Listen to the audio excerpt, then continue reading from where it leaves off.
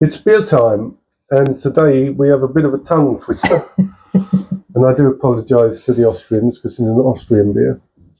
It's Hopfenkonig, which is a pilsner style beer, I think. It's 5.1%, and it's from Schloss Eggenburg or Eggenburg. I don't know. Apologies. Okay. But I think they go back a long way, this brewery, don't they? Yeah. It's looks like a good beer. Oh, and it's got a little ring pull, which I shall attempt to operate now. So apparently There we go. the Schloss Eggenburg brewery is still family run and dates back to the 14th century. Jesus. And they're renowned apparently for their strong beers, although this is 5.1. So It says on here 1681. Oh. On What does the it bottle. say? So they date back to the 14th century. In 1803, the business was acquired by somebody else and it continued in their family. I'm saying there because I can't pronounce it. To this day. So 8th generation overseeing the brewery operations. It is Fostinger Store. What, the family? Yeah. Apologies to the family if I've said that wrong. You probably have. I might not have. You might not have. Hmm. But is it Schloss? Schloss. Eggenburg or Eggenburg? I'd say Eggenburg, But it's an Austrian aromatic beer, isn't it? yes. Oh, it is. Oh, is it? I mean, blimey, yeah. it looks like a lager, doesn't it? Half a finger head. Clear, crisp. Looks good. Wow. But yeah, it is aromatic. There's a lot of smells There's a there. lot going on in that. You do get malt biscuit. It is quite biscuity, actually. But there's spice there. Yeah, is there a pepper in there? Yeah. Biscuit, malt, And bit then of there's, fruit. yeah, apple.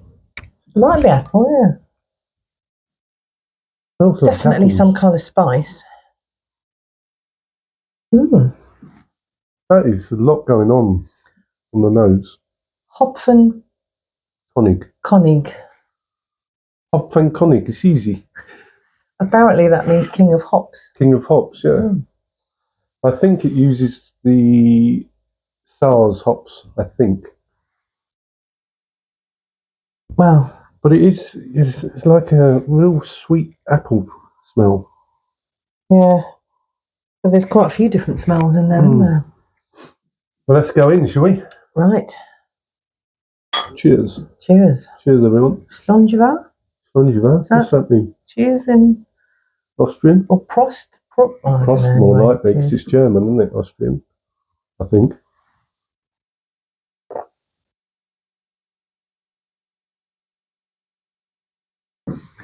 I don't think you can taste as much as you can smell.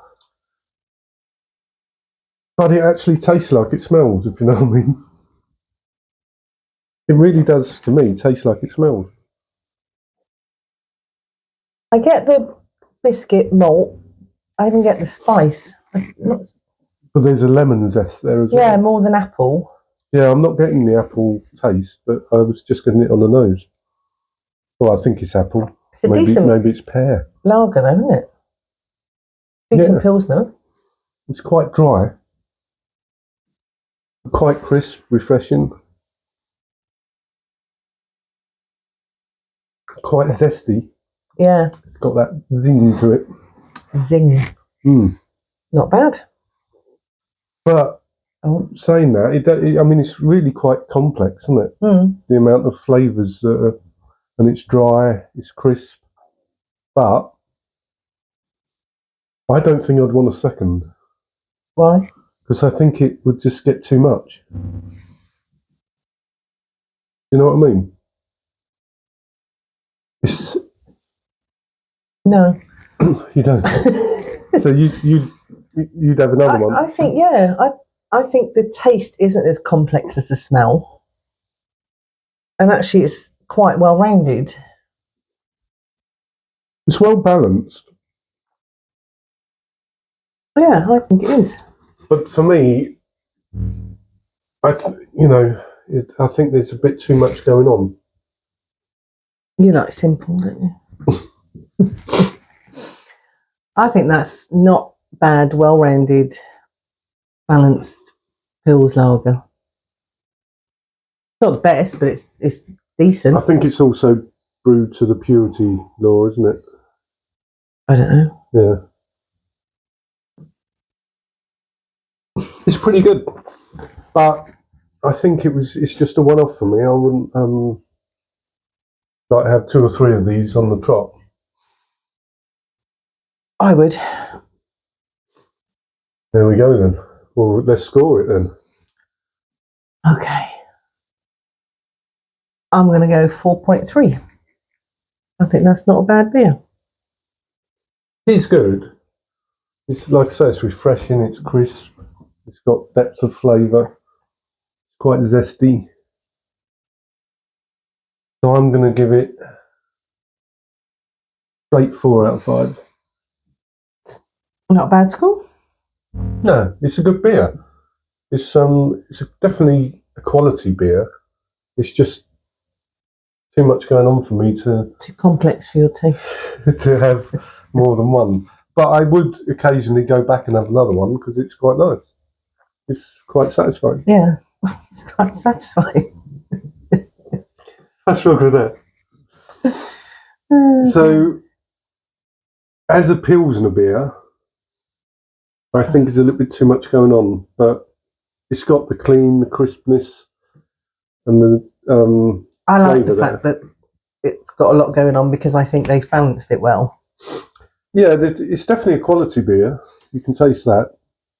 Anyway, it's 5.1%, so it's just above session, and it's called, if this is right, Hopfenkonig, Hopfenkonig. which apparently means king of hops, and it's Schloss Eggenburg. There's a German comedian that's Sven Hunt or something. I can't remember his name, but he's hilarious, and it reminds me of that every time you pronounce it.